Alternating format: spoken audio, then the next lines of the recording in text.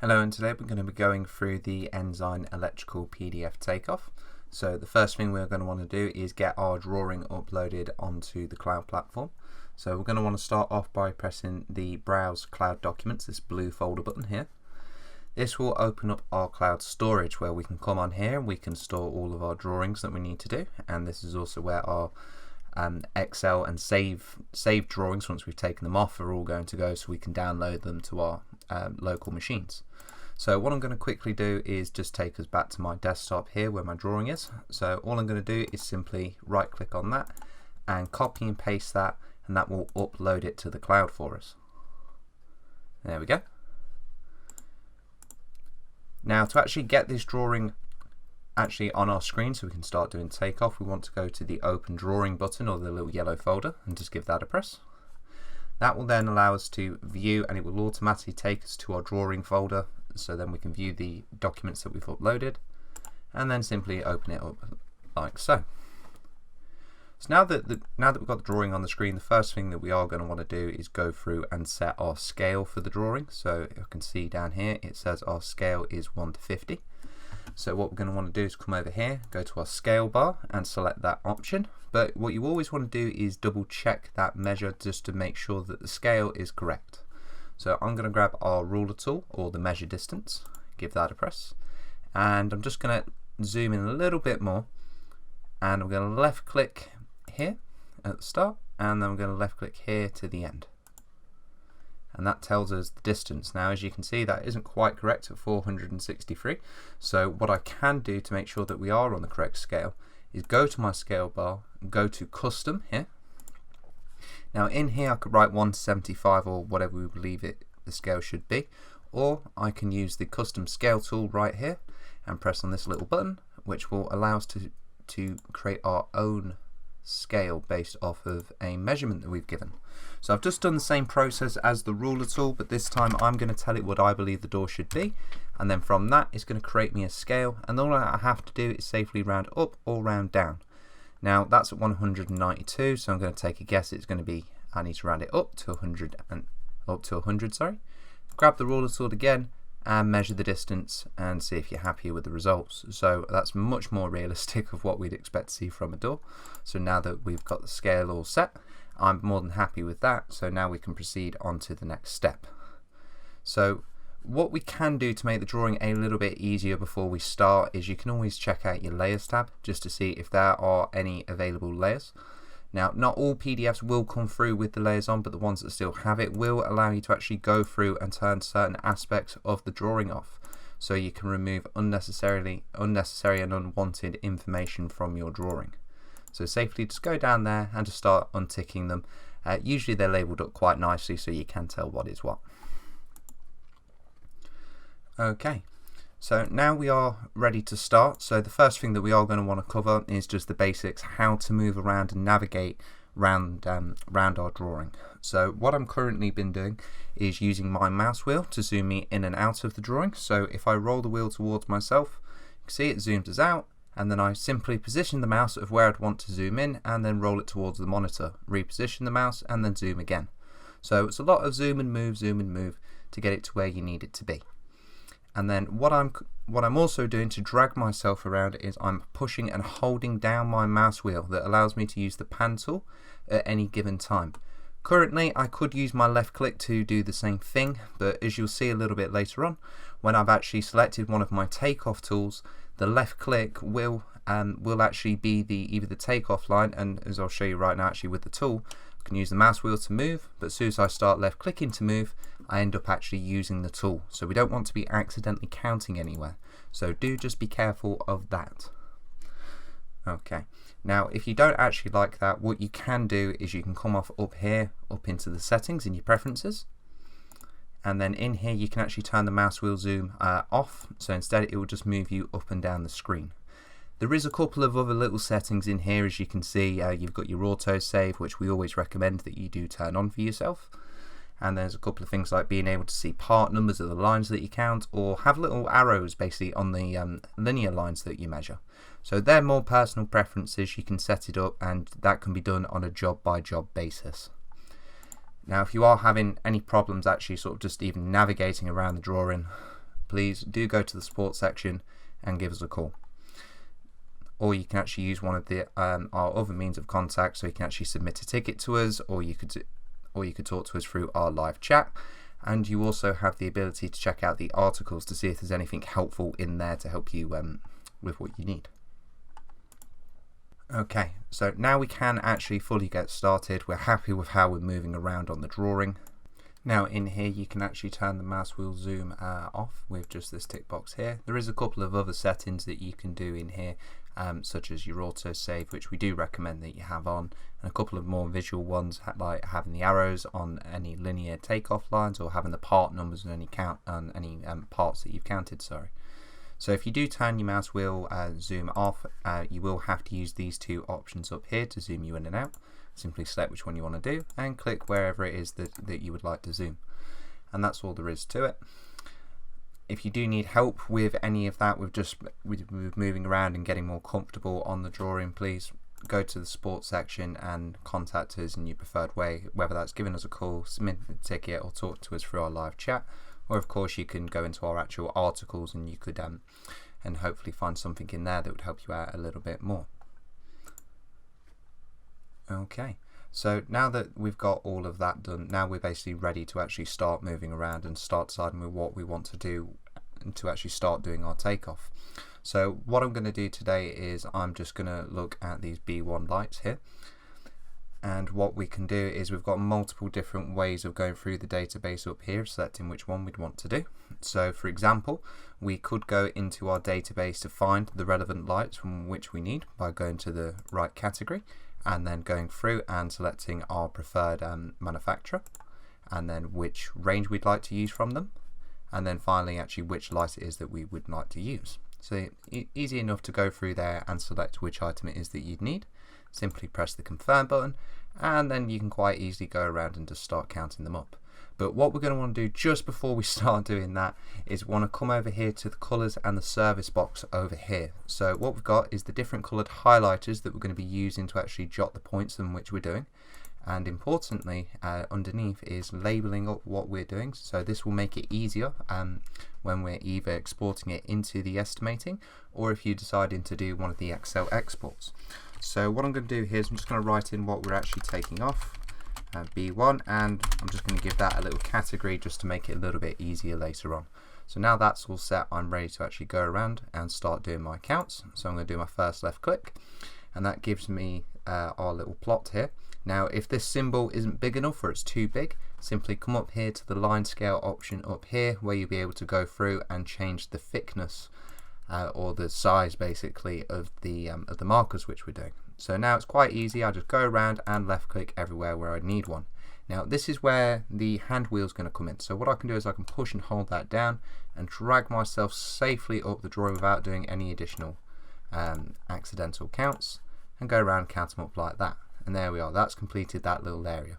So of course I can go off and I could go find out where all the other B1s are and just carry on going through the drawing like so until we are all done. Quickly do these ones here as well.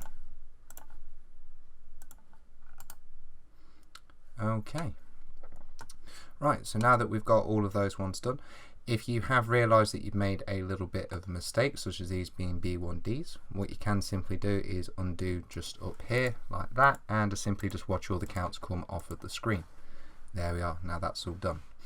Now if the particular next item in which you need is something which you can either not find through the normal database option, you could always try going through the advanced search, which just shows you an entire list of all of the manufacturers which we have without any of the additional categorization. So all we do is we list to you what type of products it is that we've got going, and just giving you a nice helpful breakdown to actually go through and find these items. A lot of people do prefer using this method of searching, but it's more of a personal preference. There is a couple of other options in here, such as being able to search via an item's description or by the product code, which both can be done via this search box up here at the top. If you didn't want to necessarily come into this menu to do it, this box up here will search both the product code and the description. Just put in whichever one it is and simply press enter.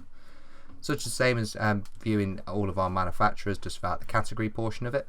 And you can actually come in here and you can view by component types if you would prefer as well. If there's a certain type of item that you were looking for, so for example, here's all the cable pleats or anything like that. Now, if you're still struggling to actually go through and find this item, whether that's because you just simply can't find the item in the database, or whether it's a particular manufacturer that we don't have in our database, there's two different ways that you can actually still input those items onto the software, which is free type and contractor's choice. So they're effectively nearly enough the exact same thing. They're both manually inputted items where you get to decide what the description is, the unit cost, and the unit labor hours. Your choice basically comes down to contractor's choice will allow you to save the items that you've used for later on, where free type is going to be a one-off manual input. So contractor's choice works on the basis of you make up your own main indexes and your main sub-indexes. So here's, for example, a bunch which I've made. So I can go lighting, and then I can go by type, I can go on to downlights, and then here I've made a bunch of just very, very basic type A, type B's downlights, so I can simply just input the costs of these particular items in at any stage. So that's something more which we would do over in the estimating. If there's anything I particularly needed that I didn't have, I could simply just press this add new button, and that would add it to this particular set of items for me. But if I just want this item to be a one-off, so I'm just going to use it this time and then I'm not going to really need it in my database, that's more so for a free type. So free type, you go onto there and you just simply assign it to one of the categories. So for example, if we're going to do these B1Ds, I'll go for lighting, press confirm, and then I can simply just input that in, B1D. Now if I wanted to be a bit more sort of specific in that, I could say lighting B1D. There we are, so I can input that in. Now the hours and the cost, I might not necessarily know that at this point, but that's fine because that I can just fill that out later on in the estimating software. So simply just press confirm, and now I'm going to start using that item, and I can do the exact same process. Now if you've gone through and you've forgotten to change your service or anything like that, it's not a problem. You can quickly come down here and amend it live on your screen, and then quickly change it for the rest of the items that you're going to be doing as well. There we are, quickly get those ones done. There we are. Now that's all finished up for those particular B1s and B1Ds. So now what I might want to do is give each one of these a set of cable allowance. So what I can do for that is I've got sort of two different ways that we can do it depending on how you would honestly prefer to do your takeoff. So the first way I could do is go to database, go in there, select the cable which I want to use. So I can go through, select the relevant one that I would need. There we are, confirm, and then simply I can just map out the cable which I'm doing. So I'm going to change this over to a different color because it's going to make it a bit more difficult to see putting red lines on top of red. So I'm going to just change over here to a different color, and then I'm just going to put in cable, and I'm just going to state that this is for the lighting. So all I'm going to do is left click effectively from corner to corner and go through and map all the cable that I would need. Now if you wanted to map that anywhere else on the drawing, you could absolutely do that. That wouldn't be a problem at all. Simply just draw the points up to where you would need it. Now if that's not necessarily how you wanted to allow for cable, actually measuring it out, there is other methods that we could do. So here's one for example that's quite quick. I could draw a little line there, right click, which has then allowed me 0.2 of a meter. I can change that allowance to be whatever I'd need it to be. So I can change that to 7 meters, for example. And then what I can do is simply highlight the line and then press the repeat function. Now the repeat allows me then to put down this exact amount of 7 meters per click, but it's going to do it in a nice unit count for me. So I'm still allowing for cable, but I'm doing this on a per click basis. So I can simply go around and then easily make cable allowances for any of these points. Now this would be the exact same thing even if it was for any sockets, switches or anything along those lines. It's not just the same for cable. And doing the same thing with linear items, whether that would be the measures or this unit count method, that's the same for any trunking, basket or conduit that you may need to do. And effectively with that as well, if you are doing any trunking or anything like that and you need to allow for bends on your run, you just allow them in the exact same way that we have been doing for these different light fixtures here. So as you can see, it's really quite easy to actually go through and start counting up all the different items that you would need. All you need to do really is just go through, remember to change your colours to visually make it easier for yourself to see where you have been and where you haven't, just because you don't want to go around and do it all in one colour for yourself.